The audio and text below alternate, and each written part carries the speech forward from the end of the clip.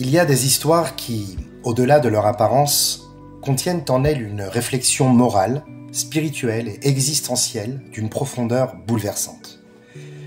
L'histoire de Sami Ofer en est une. Cet homme, figure de proue de l'économie israélienne, milliardaire respecté, avait choisi d'investir une part considérable de sa fortune pour le bien commun. Il signe en 2006 un accord avec le musée de Tel Aviv pour en financer l'extension à hauteur de 20 millions de dollars. En retour, le musée porterait son nom et celui de son épouse. Mais cette générosité publique fut accueillie non par des applaudissements, mais par des critiques acides.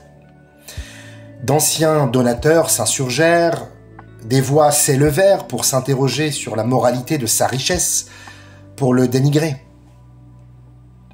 Blessé et humilié, Sami Ofer retira son don. Et dans une lettre poignante publiée dans la presse, il s'excuse amèrement. Pardon d'avoir voulu donner. Cette histoire ne parle pas seulement d'injustice, elle pose une question fondamentale. Existe-t-il un prix à payer pour la visibilité ? Une bonne action, une mitzvah, peut-elle attirer le mal par le seul fait d'être public ? Et puis le mauvais œil, le Aïn Hara, est-il une force réelle ou une vieille croyance d'un autre temps ? Le rabbi de Gour, lors d'une rencontre avec le rabbi Lubavitch, aborda cette question. Dans sa communauté, en effet, les chassidim de Gour n'étudiaient pas seulement le Talmud de Babylone, commun et classique, mais également le Talmud de Jérusalem, plus profond, plus compliqué. La question se posait donc, devait-on célébrer publiquement le Siyum, l'achèvement de cette étude ? Ou bien fallait-il, par crainte de l'envie, de la jalousie ou du jugement, préférer la modestie silencieuse ? Le rabbi répondit au rabbi de Gour avec nuance. Il cita le Midrash que les premières tables de la loi furent données en grande pompe, en fanfare, bruyamment. Et elles furent malheureusement ensuite brisées, alors que les deuxièmes tables, quant à elles, furent offertes dans le silence, et elles survécurent. Rien n'est donc plus beau que la discrétion. Mais le rabbi ajouta aussi une autre voix, tout aussi authentique. Il est une mitzvah de rendre public les actes des justes. Mitzvah lefarsem ose mitzvah. Car une bonne action visible inspire les autres. Elle éveille, elle éduque, elle sème. Ainsi, se dessine finalement une tension spirituelle profonde entre la peur du regard et le devoir de la lumière, entre l'humilité et l'exemplarité. Le Rav Ovadia Yosef fut lui aussi confronté à cette tension. Un étudiant de yeshiva lui demanda s'il était permis à deux frères d'épouser deux sœurs, chose interdite par Rabbi Yehuda Chassid à cause du mauvais œil. Le Rav répondit avec sagesse, « Les temps ont changé. Les vents mystiques sont affaiblis. Et quand deux âmes s'accordent, l'amour doit l'emporter sur la peur. » Mais alors, qu'est-ce que vraiment le mauvais œil ? Ce n'est pas une malédiction jetée dans l'air. C'est une force psychologique, sociale et spirituelle. Un regard jaloux, une parole mauvaise, une pensée envieuse peuvent provoquer un jugement dans les sphères supérieures. Rabbi Yonah distingue deux étapes. D'abord, il y a l'œil mauvais. C'est l'émotion de jalousie. Et ensuite vient le mauvais œil, le pouvoir destructeur du regard.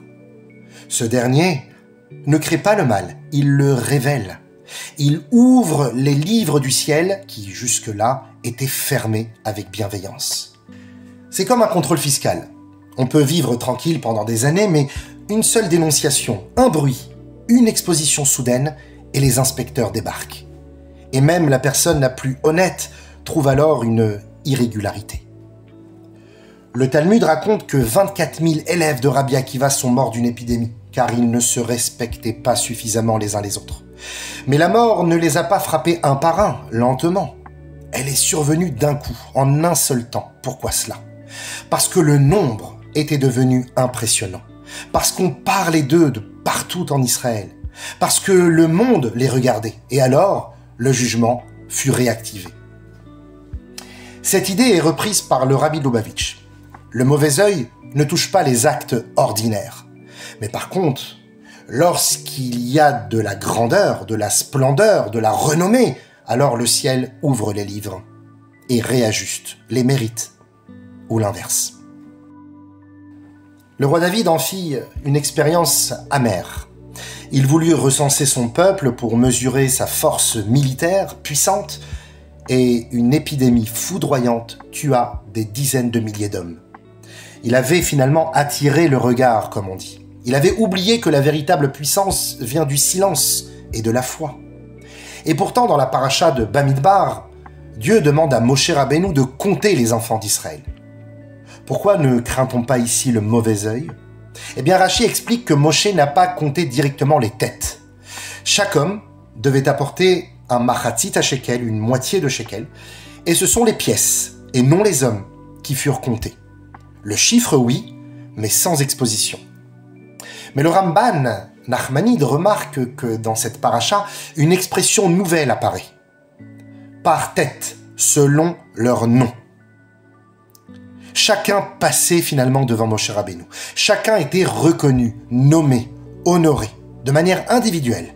Car ici, il ne s'agissait pas d'une puissance militaire ou d'une force de nombre. Il s'agissait de montrer que chacun compte, que chaque âme a une valeur infinie. Et alors, dans ces cas-là, le regard ne fait plus peur.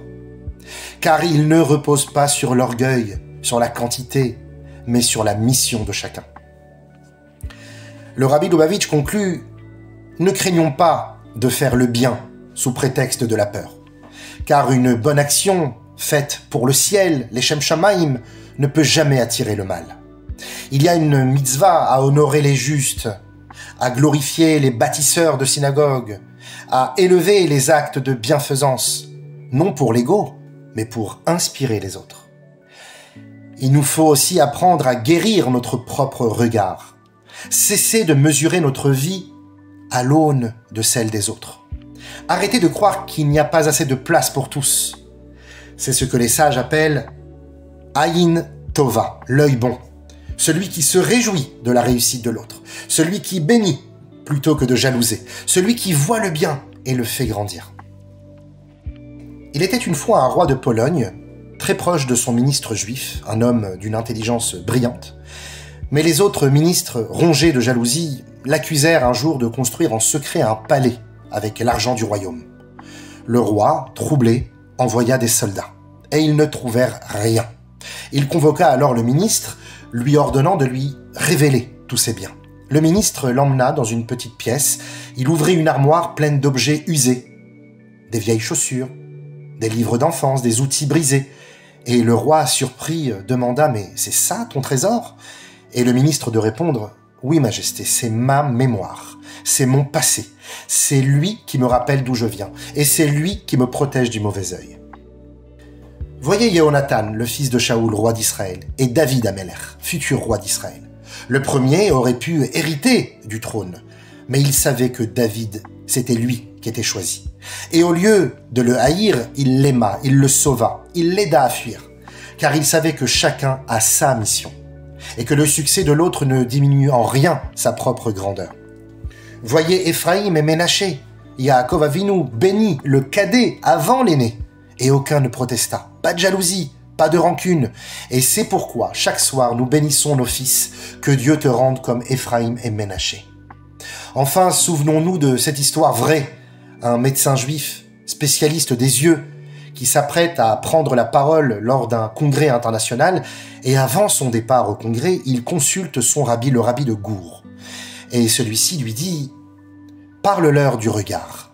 Dis-leur que celui qui soigne les yeux doit d'abord avoir lui-même un bon regard sur autrui. » Alors, lors de la conférence, le médecin transmet ce message. Et dans la salle, un médecin non juif d'un grand pays d'Europe de l'Est se lève. Il possède un secret médical qu'il comptait garder rien que pour lui. Mais ému par les paroles du médecin juif, il décide finalement de partager son secret. « Je veux avoir moi aussi un bon regard », dit-il. Et ce jour-là, finalement, la science fit un bond grâce à une parole de Torah. C'est cela une bonne vision, Ayin Tova. C'est voir le bien, aimer, bénir. Et alors, le mauvais œil n'aura plus de prise sur nous.